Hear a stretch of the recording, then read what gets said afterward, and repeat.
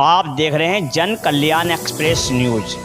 आप जैसा कि बराबर हाजी अयूब इदरीसी साहब को हम हमारे चैनल पर देखते आ रहे हैं और ये भी आप मालूम है कि जब हमने इनका इंटरव्यू करा तो इनकी तरक्की हुई है।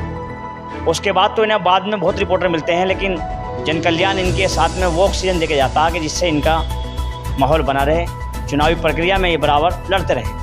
तो हम बात शुरू करेंगे कि इन्होंने अपनी राजनीतिक कैरियर कहाँ से शुरू करा और आगे क्या इनकी तैयारी है। बीच बीच में इनसे पूछते भी रहेंगे क्या क्या करना है इनको। धन्यवाद पत्रकार महोदय, आपका बहुत बहुत शुक्रिया और आपके चैनल का भी, जो बीच बीच में आप मेरे पास आए और मेरे विचार समझे और मेरे क्षेत्रवासियों तक आपने मेरे विचार रखे, तो इसके लिए बहुत बहुत शुक्रिया। और अपने भाइयों को भी मैं सबसे पहले अस्सलाम वालेकुम, जय भीम, जय भारत और नमस्कार। जैसे राजनीति का कैरियर जो आपका शुरू हुआ, मुझे ही मालूम है, आपको ही मालूम है, तो शुरुआत कहाँ से रही और आप लोगों को कितना सहयोग कहाँ से मिलता चला गया? देखिए पत्रकार महोदय, सबसे पहले मैंने अपने भाइयों की तरफ देखा कि हमें किस चीज़ की यहाँ पर ज़रूरत है मुरादनगर के अंदर। तो हमें लगा कि यहाँ एक नया चेहरा राजनेता के रूप में आना चाहिए। तो मैं राजनीति के लिए नहीं आया था, मैं विकास के लिए आया था कि शहर का विकास हो, मेरे भाइयों का विकास हो, यहाँ की जनता का विकास हो। तो उस हिसाब से मैंने विधानसभा लड़ी मुरादनगर की बीएसपी से। बहन जी ने आशीर्वाद देके मुझे विधानसभा का टिकट दिया। और जब ये मैं यहाँ पर आया मुरादनगर के अंदर, तो लोगों ने मनोबल तोड़ने का काम किया। कुछ चंद लोगों ने कि भाई हाजी जी तो 2000 पे सिमट जाएंगे, कोई 5000 पे कह रहा था, कोई 4000 पे कह रहा था। लेकिन उससे हमें जो है जलन नहीं हुई, बल्कि हमने उससे और प्रेरणा ली कि यार हम तो 2000 पे सिमटने वाले, हमें और मेहनत करनी पड़ेगी। हम आगे बढ़े। लोगों ने कहा भाई अब 4000 पे सिमटेंगे। हमने कहा यार 4000 तो आए तो और मेहनत करो। फिर लोगों ने कहा 5 पे आएंगे। मगर यार 5 तक तो आए, और मेहनत करो, तो और आगे बढ़े। तो मेरा भी अपना अनुमान था कि हो सकता मैं इनके आसपास ही रह जाऊं, लेकिन जनता ने इतना विश्वास जताया, इतना प्यार दिया कि मतलब मुझको 22,000 विधानसभा में पहले नंबर पे ही वोट मिल गई। जबकि एक लहर चल रही थी, सभी लोग का मूड था गठबंधन की तरफ या फिर बीजेपी की तरफ, लेकिन सम्मानित वोट लाया मैं। उसी के कारण मेरे को मेयर की टिकट मिली। बहन जी ने स्पेशल, आपकी बात काट के कहूँगा कि अगर 22,000 वोटें आपको मिली हैं, अगर कुछ वोटें आपके ही समाज की बढ़ जाती या मिली हों, या उनमें मिली थी या नहीं मिली थी, उसके बारे में कुछ बताएंगे या नहीं बताएंगे? मैं बिल्कुल बताना चाहूँगा। अगर मेरा समाज या मुस्लिम समाज मुझे एक्सेप्ट करता, मेरे साथ चलता, शहर के जिम्मेदार मुझको लेके चलते, तो इसके अलावा जो अदर वोट थी, जो हमारे एससी भाई थी, एसटी भाई थे, वो भी बढ़ चढ़ के हिस्सा लेते और वो भी वोट देते। हालांकि वोट दिया उन्होंने भी, हर वर्ग ने, हर समाज ने दिया है। लेकिन जब मेरे समाज के लोग मेरे साथ खड़े होते तो दूसरे समाज की भी हिम्मत बढ़ जाती और ये परिणाम कुछ और होता, परिस्थिति कुछ और होती। 22,000 वोट खैर बहुत बड़ी बात है। उसके बाद में जो आप अब बताने जा रहे थे मेयर की, उसकी क्या तैयारी रही, किस तरीके से आपने चुनाव लड़ा? देखिए, टिकट लेने वालों की तो लाइन लगी रहती है, बीएसपी हो चाहे कोई दूसरी अन्य पार्टी हो, लेकिन कहीं ना कहीं एक चेहरा भी देखा जाता है। क्योंकि मैं चूँकि रिसेंटली विधानसभा लड़ा था, 1 साल हुआ था मुझको चुनाव लड़े हुए, और साफ छवि चाहिए थी बहन जी को। जो और लोग थे, कहीं ना कहीं दाग था उनमें या कुछ था, जो भी मैटर, वो अंदरूनी बातें हैं, वो कैमरा ऑन कैमरा नहीं बताई जाती। तो बहन जी ने मुझ पर विश्वास जताया, मुझे मुरादनगर से बुला के, गाजियाबाद से बुला के सीधे अपने ऑफिस में, और मुझको आश्वासन दिया और आशीर्वाद दिया कि आप जाइए और मेयर की तैयारी कीजिए और आपको टिकट एक्सेप्ट करते हैं, हम आपको देते हैं टिकट, आप जीत के आइए। वहाँ से आशीर्वाद दिया है। तो यहाँ आने के बाद में जब मैं लोगों के बीच में गया, तो जो मुस्लिम कास्ट से अदर कास्ट थी, उन लोगों ने इतना मुझे सम्मान दिया और ये कहा कि जी बहन जी ने आपको आशीर्वाद देके भेजा है, आप हमारी बहन जी हैं, आप हमारे नेता हैं, आप ही के साथ हम चलेंगे और हम आपका पूरा सहयोग करेंगे। तन मन धन से वो लोग मेरे साथ खड़े रहे और यहाँ तक के वो ऐसा मसीहा मानने लगे कि मेरे हाथ चूमने लगे। कोई जो एक रीति रिवाज है पैरों में पड़ के आशीर्वाद लेना, तो बहुत लोगों ने ऐसा आशीर्वाद लेना, मेरे को गवारा नहीं करा, क्योंकि हमारे इस्लाम में ऐसा नहीं है किसी से पैर छुआना। तो लेकिन उनकी जो मतलब उनका प्रेम वो मेरे दिल को हट कर गया और मैं उनको आज भी सम्मान की निगाह से देखता हूँ। मैंने कभी किसी बुजुर्ग से अपने गले में माला नहीं डलवाई, क्योंकि मैं उनको बड़ा बना के मैंने अपने हाथ से उनके गले में माला डाली है। तो अगर इसी तरीके से, मेरा कहने का तात्पर्य ये है कि जिस तरीके से नॉन मुस्लिम ने मुझे स्वीकारा और बहुत मेरे को एकदम पलकों पे बिछा लिया, इसी तरीके से अगर मुस्लिम समाज भी मुझे पलकों पे बिठाया, मेरे साथ चलता, मेरे कंधे पे बैठता, मेरे सर पे बैठता और मेरे को लेके चलता, मेरा अपना बच्चा मान के मेरा बाँह पकड़ के मेरे को लेके चलता, तो यहाँ भी परिणाम कुछ और ही होता। हालांकि मैं ये नहीं कह रहा कि मुझे मुस्लिम समाज ने वोट नहीं दिया, मुस्लिम समाज ने वोट दिया है, अदर कास्ट ने भी वोट दिया है, तभी तो मैं दूसरे नंबर पे आया हूँ। उसके लिए मैं उनका बहुत बहुत शुक्रगुजार हूँ। इस तरीके से दूसरे नंबर पे आना गाजियाबाद सीट में, ये एक बहुत बड़ी अपॉर्चुनिटी है, बड़ी बात है। अच्छा, अब अगली तैयारी आपकी क्या रहेगी? और चुनाव भी आते जाते रहेंगे, और बहन जी ने आपको अगली तैयारी किस तरीके से आशीर्वाद देने का मन बना है? देखिए, हमने जो है हमेशा आगे की रास्ता देखा, आगे चलने के लिए हमने प्रक्रिया बनाई है। हम अब आगे की तैयारी कर रहे हैं, हम लोकसभा की तैयारी कर रहे हैं। चूँकि हमें लोकसभा की जो भी सीट पर आदेश मिलेगा उस सीट से हम लोकसभा लड़ेंगे। वो हाई कमान जो है, सुप्रीमो हमारी बहन जी जो भी आशीर्वाद देंगे, जिस सीट से बोलेंगे उस सीट से हम तैयारी करेंगे और इंशाअल्लाह हम उसमें अपना हर चीज़ लगा देंगे, तन मन धन जो भी लगेगा। हमें उस सीट को निकालना है, हर गिज निकालना, हर हालत में निकालना। इसलिए निकालना है क्योंकि हमें अपने भाइयों का विकास करना, अपने क्षेत्र का विकास करना, जिस क्षेत्र की जिम्मेदारी मिलेगी उस क्षेत्र का विकास करना। बहुत सारी उम्मीदें जो लोगों ने हमसे लगाई हैं, जो लोगों ने इतना दूसरे नंबर पर हमें लाए हैं और विश्वास जताया, तो उनकी आशाओं पे हमें खरे उतरना है। जैसे अब देखा जाए गाजियाबाद, आप गाजियाबाद क्षेत्र में रहते हैं, तो आपको उम्मीद है कि गाजियाबाद से मिल सकती हैं। उसमें मुस्लिम वोटें कितनी होंगी, कुछ अंदाज़ है आपको? देखिए, मुस्लिम वोटें काफ़ी हैं। मुस्लिम वोट हैं लगभग 6.5-7 लाख के करीब मुस्लिम वोट हैं, प्लस 3.25 से प्लस जो एससी की हैं, एसटी हैं, दलित भाई हैं। तो कुल मिला के वोट का अगर रेशो देखा जाए तो पूरे लोकसभा के अंदर 25 लाख के समथिंग वोट हैं टोटल। उसमें अगर आंकड़े लगाए जाएं तो लगभग 10 या 12 लाख के आसपास में दलित और मुस्लिम हैं, यानी कि आधे आधे का रेशो आ रहा है। अब समझाना अपने भाइयों का है कि आप वो किस तरीके से चाहते हैं। आप अपना आदमी खड़ा करना चाहते हैं लोकसभा में, या कुछ और नीति है, या अपनी वोट बांट करके किसी ऐसे दल को अपने ऊपर मुसल्लत करना चाहते हैं जो आपको नुकसान पहुंचा रहा है। ये मुसलमानों के अपने दिमाग तो विकार है, उनका अपना एक अपनी उनकी सोच है। अच्छा, जैसे देखा जाता है कि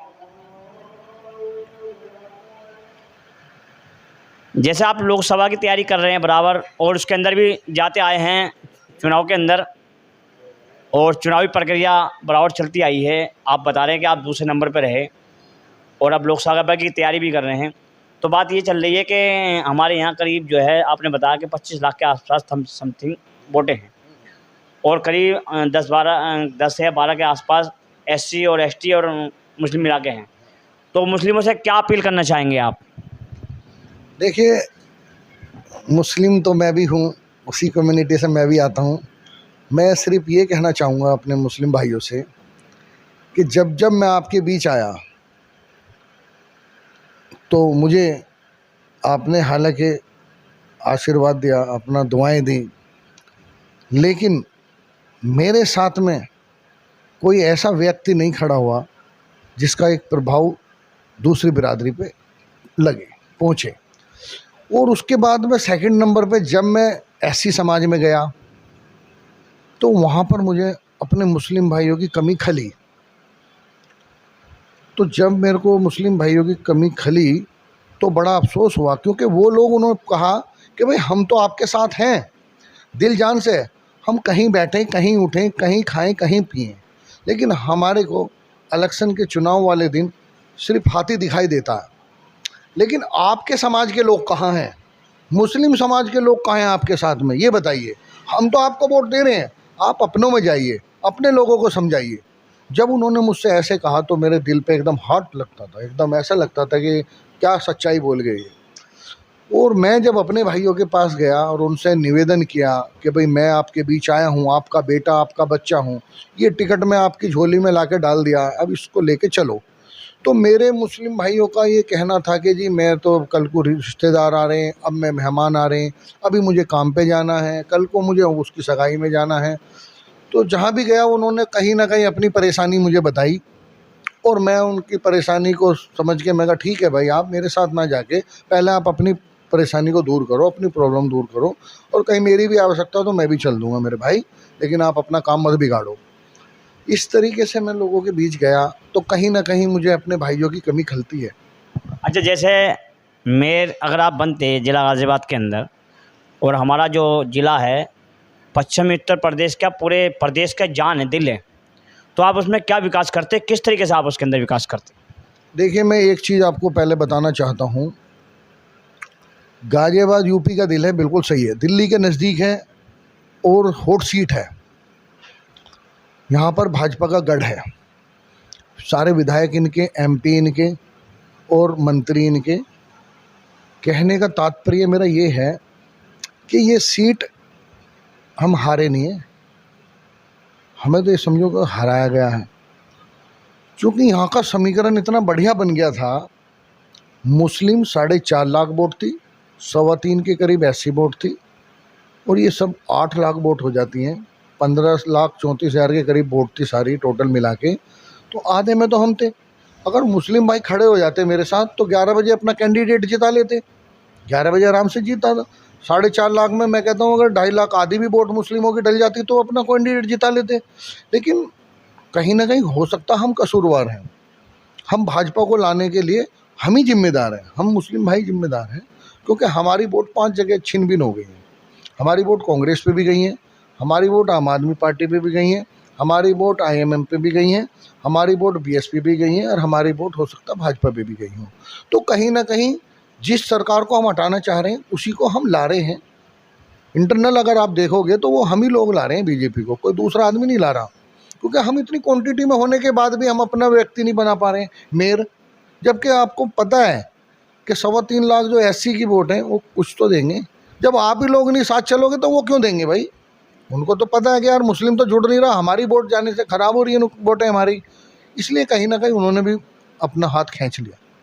तो जैसे आप मेयर बनते वहाँ के, तो आपको विकास करने का क्या मौका मिलता और क्या चाह रहे थे आप अपने ज़िले के अंदर? मैं आपको बताना चाहता हूँ विकास के मामले में, वहाँ पर विकास की इतनी ज़रूरत है कि बहुत ज़्यादा ज़रूरत है। वहाँ एक लोहा मंडी गाज़ियाबाद की एशिया की नंबर 1 लोहा मंडी है, सारे स्वर्ण जाति के लोग रहते हैं, सब बनिए क्लास के लोग हैं, बड़ा व्यापार है, उद्योग के नाम पे नंबर 1 माना जाता है। लेकिन आज आप वहाँ एक बार सर्वे करिए मेरे कहने से, पत्रकार महोदय, वहाँ की टोटल व्यवस्था बेकार है, सारी सड़कें खराब पड़ी हैं, टूटी पड़ी हैं, बरसात के टाइम में पानी भर जाता, पानी नहीं निकल पाता है, व्यापारी परेशान हो जाता है। बाहर का व्यापारी आने में अपने आप को असुरक्षित महसूस कर रहा है, चूँकि बाहर का जो व्यापारी यहाँ आता है लोहा लेने के लिए, या गाटर या चैनल या फिर क्या नाम है सरिया, तो कहीं ना कहीं एक सेल टैक्स का मामला आ जाता है कि गाड़ी भर के निकली, लोहा मंडी के बाहर ही पता लगा कि सेल टैक्स वालों ने पकड़ ली। तो कहीं ना कहीं बाहर का व्यापारी डर रहा है, इसलिए गाज़ियाबाद के व्यापारी का काम कम हो गया, बाज़ार में पैसे की स्थिति डाउन हो चुकी है, ऐसा नहीं है, तो उस चीज़ को सही कराना है। दूसरा, जो गाज़ियाबाद के अंदर पानी पीने के मामला है, स्वास्थ्य का भी बताऊंगा, पानी का बता देता हूँ, प्योर पानी मिल ही नहीं रहा है उनको पीने के लिए। पानी इतना दूषित है कि उससे बच्चे बड़े बीमार हुए जा रहे हैं। कुछ मेन बस्ती जो है वहाँ तो पानी की व्यवस्था ऐसी है कि ख़राब पानी पी रहे हैं बच्चे और बड़े वहाँ। तो और मेन बस्ती के अंदर बारिश का पानी जब बारिश आती है तो भर जाता है। मैं कई जगह गया हूँ, एक काशीराम जी ने, मान्यवर काशीराम जी ने वो बनवाए फ्लैट 4-4 मंजिल, वहाँ काशीराम मान्यवर काशीराम योजना से बने हुए, वहाँ पर पानी भर जाता, बरसात में निकला भी नहीं जाता। मैं गया हूँ वहाँ पर। तो ऐसी बहुत सारी कॉलोनियाँ हैं, उनका विकास करना था। दूसरा मैं एक और बताता हूँ, स्वर्ण जाति के लिए हम काम करते, जैसे मैंने लोहा मंडी बताया, ऐसे मैं आपको बता देता हूँ घंटाघर बाज़ार है, वहाँ पर बाज़ार में जाने के बाद सामान रखने की व्यवस्था नहीं, अगर साथ में 2 या 3 आदमी जा रहे बैठने की व्यवस्था नहीं, क्योंकि वहाँ पर ट्रांसपोर्टेशन का मामला बिल्कुल फेलियर है। हमारे यहाँ की जो घाट पैक होकर बाहर जाती हैं वो रोड पे गलियों में रहती हैं, बाज़ार में उनकी व्यवस्था हो, ट्रांसपोर्टेशन बाहर हो, गाज़ियाबाद से बाहर हो, तो रात में के समय में माल लोड होकर पूरे इंडिया में जाए। जो दिन में हो रहा है वो रात में हो, वहाँ का ट्रांसपोर्टेशन बाहर हो। तो बाहर होने से दो बातें का फ़ायदा होगा, एक तो प्रदूषण नहीं होगा शहर के अंदर जब ट्रक नहीं जाएंगे, दूसरा जाम नहीं लगेगा, तीसरा व्यवस्था बनी रहेगी। ट्रैफिक में जो हमारे जितने भी पुलिसकर्मी हैं उनको भी थोड़ी राहत मिलेगी, क्योंकि वो व्यवस्था को बनाने के चक्कर में अपना भी हाल भूल जाते हैं। तो व्यवस्था बिल्कुल बिगड़ी हुई है, समस्याएं बहुत हैं, समय लगेगा काम करने के लिए वहाँ। और हमारे जैसा आदमी जो विकास के नाम पे काम करता, ऐसे आदमी को आने की वहाँ ज़रूरत थी। 5 साल हमारे जैसे आदमी को वक्त मिलता, हम 1 साल में दिखा देते, गाजियाबाद शहर की तस्वीर बदल देते हैं। और स्वास्थ्य के लिए कह रहे थे आप, स्वास्थ्य में क्या करते थे? मैं स्वास्थ्य के लिए बताना चाहता हूँ, गाजियाबाद की आबादी सबसे ज़्यादा है यहाँ पर और बहुत बड़ा क्षेत्र है, बहुत बड़ा एरिया है, लेकिन कहने के नाम पे 2 हॉस्पिटल हैं सरकारी। उसके अंदर क्या पर्याप्त है? 15.5 लाख वोट तो आप मेयर की बता रहे हैं, मैं बता रहा हूँ आपको, और स्वास्थ्य नाम के पे कुछ भी नहीं है। 2 हॉस्पिटल वहाँ पर बनने चाहिए, कम से कम 15 हॉस्पिटल अलग अलग जगह, भूपुरा, शाहिद नगर, और ये मान लीजिए कि पसोंडा, उधर बहुत लंबा एरिया है, वहाँ एक व्यवस्था अस्पताल वहाँ होना चाहिए। मिर्ज़ापुर की तरफ होना चाहिए, डुंडा हेड़ा होना चाहिए, सदरपुर रईसपुर की तरफ होना चाहिए, मुरादनगर पार करने के बाद जो कॉन्ट्रीब्यूशन दुहाई है अपना उधर होना चाहिए। बहुत बड़े, इतने बड़े बड़े वार्ड होने के बाद स्वास्थ्य व्यवस्था सब चरमराई पड़ी है, कोई व्यवस्था नहीं है। तो आप देख रहे थे जन कल्याण एक्सप्रेस न्यूज़। लाइक व शेयर करते रहें, बराबर हम हाजी अयूब इदरीसी को दिखाते रहेंगे, क्योंकि ये अब लोकसभा की तैयारी कर रहे हैं और कह रहे हैं कि जहाँ से भी बहन जी आशीर्वाद देंगी उसी सीट से मैं तैयार हूँ। हो सकता है कि ज़िला गाज़ियाबाद के आने वाले सांसद हाजी अयूब इदरीसी हों। तो इसलिए आप लाइक व शेयर करते हैं, सब्सक्राइब करें।